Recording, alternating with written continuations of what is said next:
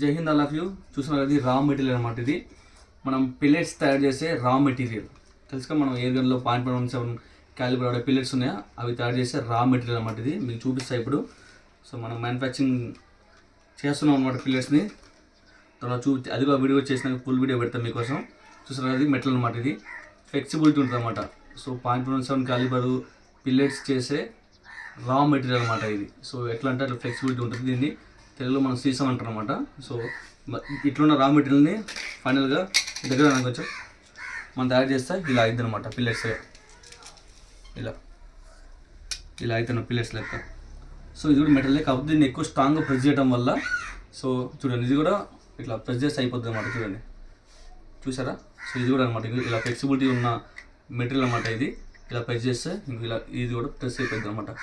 So ఇది కూడా డేంజరే, but కాకపోతే ఎవరు ట్రై చేయమాకండి. ఎందుకంటే సో మ్యానుఫ్యాక్చరింగ్ అనేది జాగ్రత్త చేయాలి, తెలిసిందే చేయాలి, లేకపోతే రాదు ఇది. ఓకేనా. అందుకనే మనం ఫస్ట్ టైం చేస్తున్నాం. అందుకే రా మెటీరియల్ ఎక్కువ తీసుకొచ్చామన్నమాట పిల్లలకు సంబంధించింది.